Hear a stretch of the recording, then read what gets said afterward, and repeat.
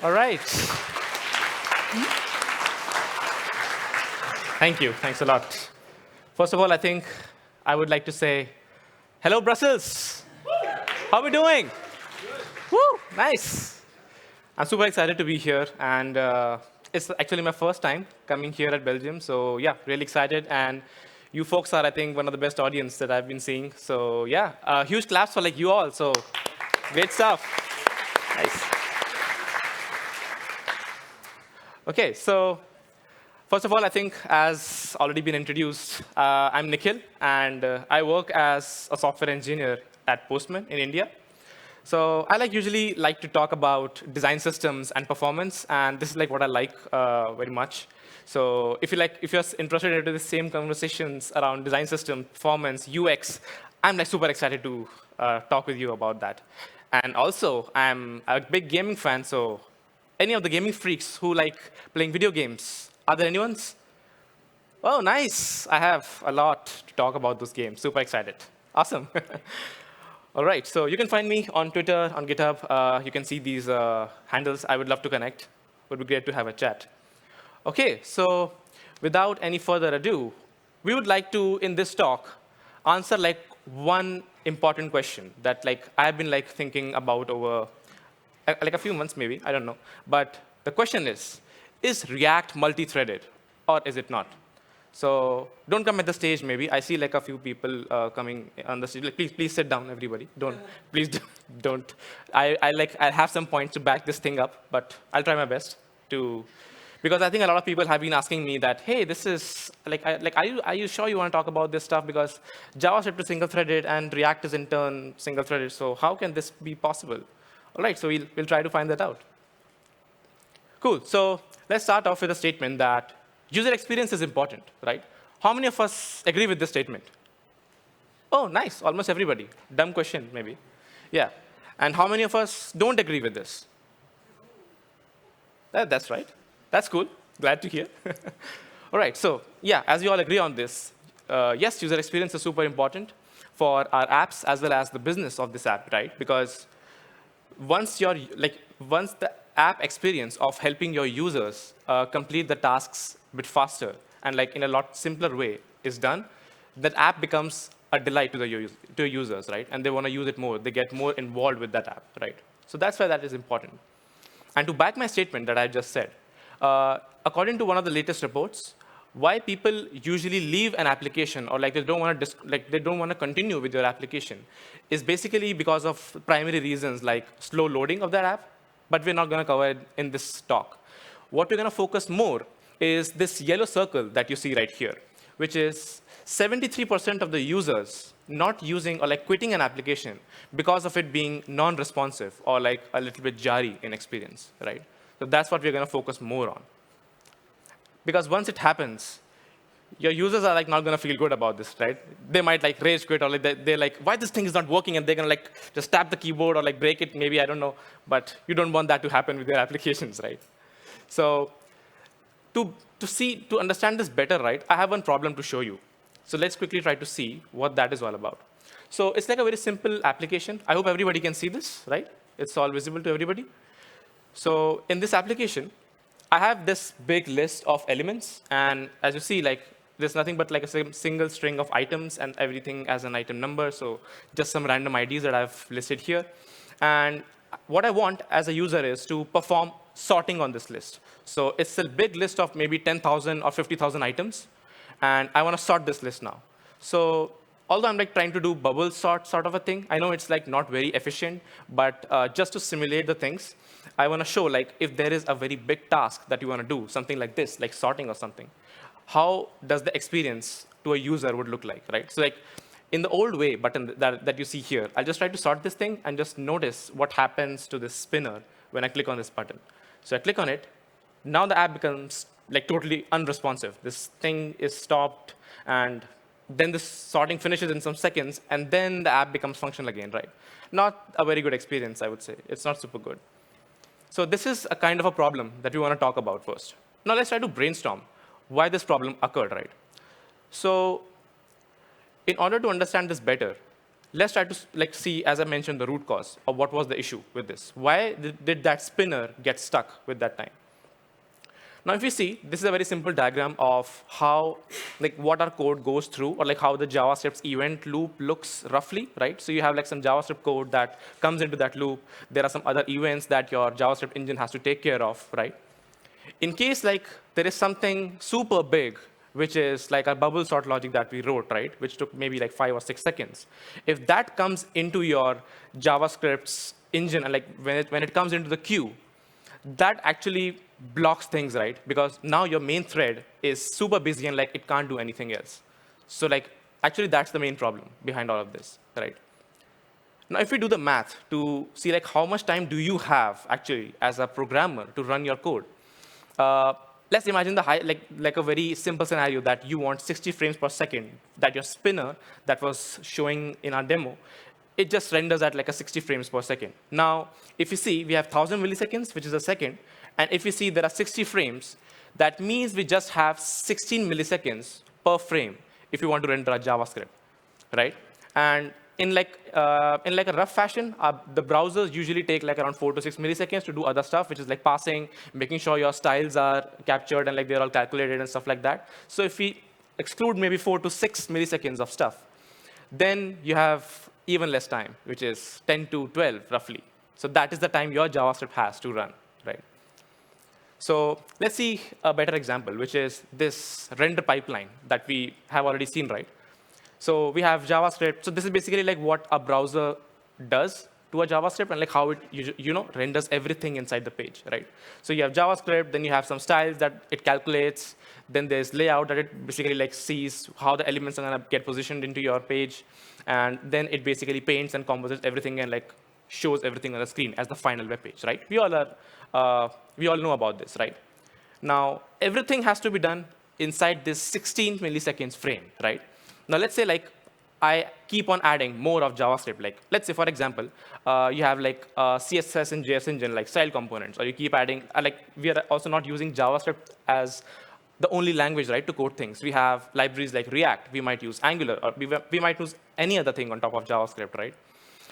We might also use Redux. I'm not saying that these things might, make you go over that 60 milliseconds bar, but just to understand things as the analogy that as a JavaScript is increasing and you exceed that 16 millisecond frame rate, your browser actually needs to catch up onto getting the frames right? So because in one 16 millisecond frame, it could not render that. And based on that, the next set of frames that it had to render, it could not catch up to that speed. And that's why it has to skip the frames. It just makes sure that it just catches on to what's being rendered onto the screen, right? And that's where you see the jank.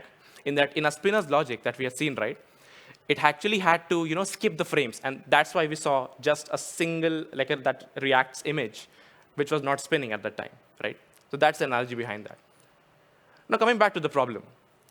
We agreed upon this fact, right, that there is this one big event that's actually blocking our main loop, right? Our main thread, to be precise. Now, what if I put this out of our JavaScript's main engine, or the main event queue, and we let it be free so that our main app still becomes interactive. And if there's any other big stuff, we just do that in parallel. We just don't block the main thread onto this, right? So that's the intuition that we need to think upon. So here it is, enter web workers. Woo. So who all are actually familiar with this, the web workers? Oh, many of you folks. That's nice. And how many of us actually use web workers in production code? How many of us? A little bit of less hands. OK.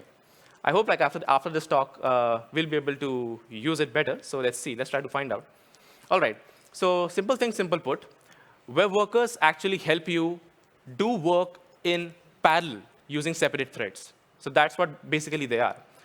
So basically, you can do stuff in parallel. And you can do whatever stuff that you want, because your main thread now will not get blocked due to this, because that's a totally separate context, right? Let me show you how that basically works. So there is a React app, nice React app, that is being rendered on the page. And we create a worker using the worker.js file, right?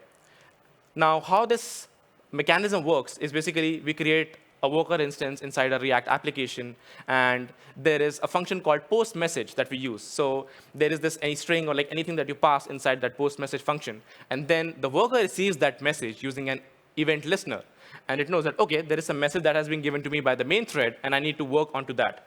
Now, when it gets this message, it does some stuff onto it. It takes its time. By the time our React app is not bothered about it, it tells React that, hey, the work is complete. Now you can use this result that I've like computed, basically.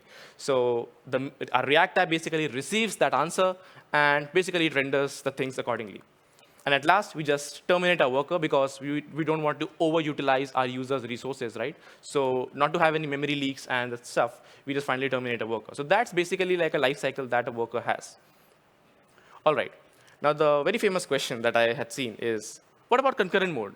Doesn't it do the same stuff, which is doing things in parallel and like allowing your app not to get blocked or thing? So let's try to recap concurrent mode a bit. So if you see, this is how it used to work, right? You have your React application, if you see in this timeline, and this yellow, if you see this yellow rectangle, this is basically your render phase, where your app is, where React is rendering your app, basically. And earlier, it was uninterruptible. And anytime if the event would come, then your app would become stuck, or the experience would be jarring, because React did not know how to, switch between stuff, like which is important, which is not, right? So with concurrent mode, that yellow rectangle can be like broken down into like these smaller rectangular chunks, right? Because now React knows that, okay, if there is something important like an event or like user clicking on us, like on a drop down, or user typing something in an input, right?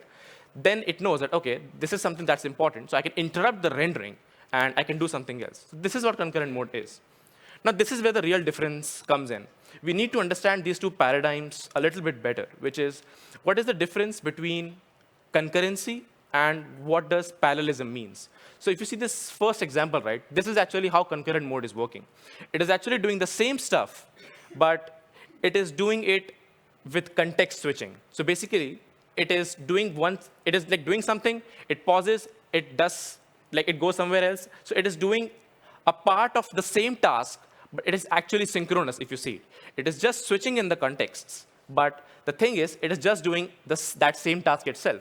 Whereas if I see parallelism, parallelism is basically doing n number of tasks, but being in parallel, which is not possible in concurrency, right? So that is where that paradigm comes in, parallelism and concurrency itself. All right, question number 2. But JS is single-threaded, right? How do we achieve parallelism when JavaScript itself is single-threaded? How are you going to create different threads onto this, right? All right, so the answer to this question becomes, thread and CPU cores are two separate entities itself. I'll just take a water break. Yeah, thank you. So thread and CPU cores are two separate entities itself. Meaning, if you understand this better, we actually have a web worker, which is JavaScript, again single-threaded. You have a React app, JavaScript, again single-threaded. But those two threads are actually spawned in a different core itself. So basically, things are single-threaded, but since we are utilizing different cores of our machine, right? Like right now, I don't know, there are maybe multiple core machines that are already happening that are there in the market, right? You have quad cores, you have pentacores, and like whatnot. So as the user's machine becomes more powerful, right, we as programmers get this power of utilizing that capability of our users' machines to do this stuff, basically, right? So it's basically, we use our web worker, it's inside a totally different core, and it's performing its task. By the time our main React app that is in another core, it's perfectly functioning fine. And if you see, there's this message passing only that is happening, which is like just a very small stuff. So we just communicate with the web worker via these threads, and that is how the thing works. All right. Now, as we are seeing that these web workers actually bring in so much to the table, why were there very few hands when I asked this question, that how many of us use this in production? So that's also another exciting question that I want to answer. So basically, there are a few problems that I see that block us from using web workers, or like the API or the usage not being super friendly to us, right? And there are a few problems that I had identified, so I'll help you go through those. Now, the first thing is this post message and the other thing. Like, I don't like this, doing a post message, then the worker receives it, okay, add event listener, then it sends another message. So it's basically communication going into and fro via messages itself. What I want to, what would be better is, what if I can get access to the function itself from the worker? Like, I just do worker.power, and I just get the answer instead of sending a message that, hey, main thread, you send a message, there's the answer to this message, but I don't know like what this message is, because like it's not super helpful when you're coding, right? I do not like this experience much. Second thing, although a web worker is doing stuff in parallel, how do you know it's complete? You have given the stuff to the web worker, and it's just like, okay, I'll do my stuff, I'll tell you. And by the time, React does not know when the message is going to arrive, or like when this is complete or not. Maybe you want to show a loading state, or maybe you want to show the progress of like how much is it done or not, something like that, right? So this is also one of the problems that the post message thing does not give us, right? And as an extension to this point that I mentioned, there can be n number of workers that you might create when the complexity of your application gets increased, right? So there may be a scenario where you have one worker, it's doing one task, there's another worker doing another task, and there is a third worker, and it is actually waiting for workers 1 and 2 to complete. Now, it does not know like when these are going to get completed, so it's hard to coordinate between workers as well, right? All right, so I see promises to the rescue to this problem, right? So what the intention behind this is, what if instead of returning the result from the post message, I just get a promise out of the value itself, right? So with this, I can either add an await or I can add a dot then. So basically, I know when it gets completed, right? So this is like a fairly better way to do that. Now, although like this is something that you need to do, you need to do some custom coding onto it. But I think other folks in our awesome community have already created some libraries out of it. Chrome Link is one of that awesome libraries that is created by Google Chrome Labs. I like that a lot. There's another library called actually a hook that I should call it, but it's use web worker, and I like that personally when I work with workers, which actually does solve those problems that we just discussed right now, right? So how it works is basically like just these two steps and we are done. We just created a worker. So it's just that you use this web worker, give that use web worker hook the function, which is going to take a large amount of time, or like which is a potential blocker for your main thread. The use worker is like, okay, I'll give you a worker, which is in this case a sort workers instance. So it's basically a worker that it gives you. It gives you the status that, okay, what is the current status of the worker? Is it like initialized? Is it pending? Is it still calculating? How much is the progress of it? Is it done or not? So it just gives you the life cycle of the worker itself. And it also gives you an instance to kill a worker, which is when you're done, you can just terminate the worker itself and free up the user's resources as well. So this is how you create the worker and just await it. You just use the sort worker instance and just give it some value and you get the result. So basically, you're getting the promise out of it and you're good to go. All right, so while we're done with the theory, it's time for some quick demo onto this. All right, so let's go to our plain old app again. And in this, I have this application where, again, there's this item list. Maybe I'll refresh just to remove this sorting thing that we just did. And yeah, so now in this new way button, when I click on it, I am expecting a web worker to spawn in and not block this spinning React's logo. And this should all work fine, right? So let's try it out. So we click on this. My logo is still functioning fine. My app is all interactable. I'm waiting for the answer. And then the sorting is done. So nice. This is a very better experience, right? Where you are using tons of computation in your application, but still, your main thread is all free for other stuff, right? Awesome. That's nice. OK. Yeah, one thing that I also want to show is let's try to also verify how things are working in here, right? OK. So I'll just do a profiling test of both these type of applications. Let's see how things are happening when we see this in the performance tab. So let's go to performance, and we'll just record what happens when we click on this old way, like when we do the other way, and when we use the use web worker hook and we use web workers around it. So I'll start recording. I'll click on old way. My app gets stuck. Yes, we knew that. And OK, this is finished. And let me stop this. OK. Now let's try to see what it looks like. I think this might not be visible, so maybe I'll slightly zoom in on. Is this visible to everybody? Oh, nice. OK.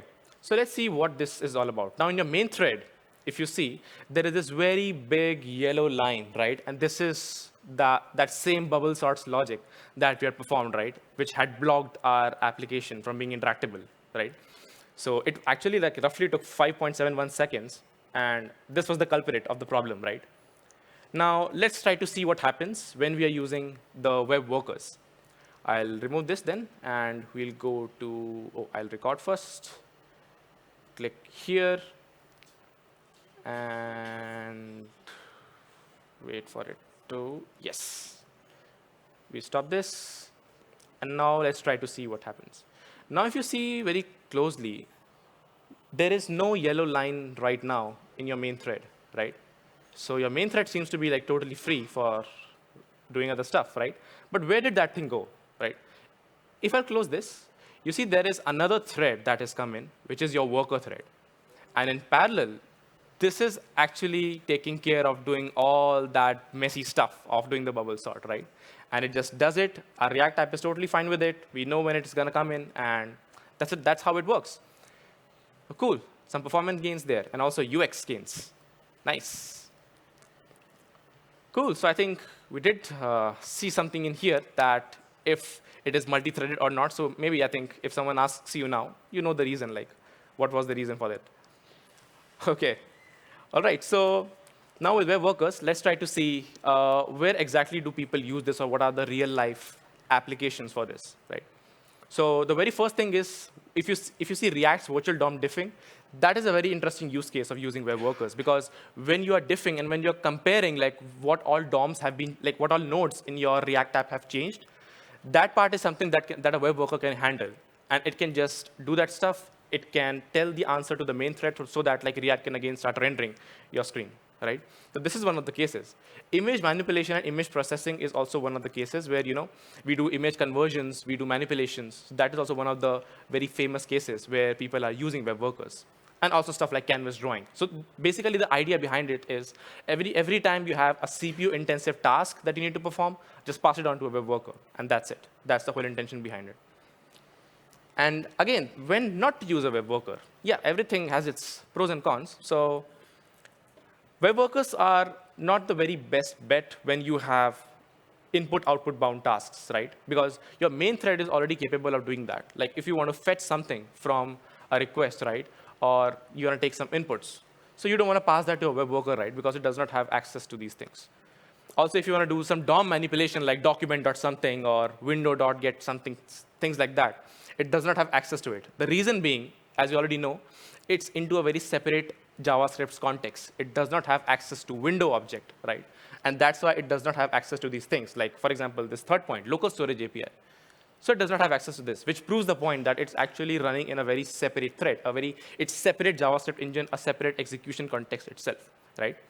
And the fourth and the very important point, although it brings stuff to the table, but over time, it can happen that the complexity of your application starts to rise. And maybe right now, if we are just seeing one web worker, maybe you see like 2 workers, 3 workers, or maybe 10 workers, whatnot. So it actually gets maybe messy, or maybe the complexity of handling these workers increases over time. So I would want to be like very caution or vigilant about when you want to use a web worker, or like, is this very necessary that you want to hook off from the main thread and go to some other thread itself? So this is something that we need to be super cautious about. OK, so quickly winding up that what we learned today is basically workers are the ones that run in separate threads. And basically, they are running in separate cores itself so that it's not blocking. Secondly, they have, as I mentioned, separate execution context. So basically, they have no access to your window object. So that's why we are using self instead of this in our worker files, right? And we don't use web workers, and like we don't use web workers much. It's basically because of the reasons that we mentioned, right? We don't know how, like when it can come back, when the data is being fetched or not, when is it complete, stuff like that. That's the basic reason. And that is why use web workers API comes into place, and that's how it makes things a lot more easier. And why concurrent mode does not work, similarly like web workers. So that's what we learned about the paradigms, concurrency and parallelism itself. All right. So with this, I think I would like to, in the end, talk about that. We are hiring here at Postman, so if you want to check in, you can go to this careers website, and yeah, you can start with the coming in. And we're like building some cool stuff around. I think like a few folks have asked me about Postman's V10 feature that has actually been released recently, which has like a ton of exciting stuff if you are into building APIs. So you can check that out and read this blog post. That's super amazing. So with this, I would like to stop here and stop boring all of you. So thank you for having me here. And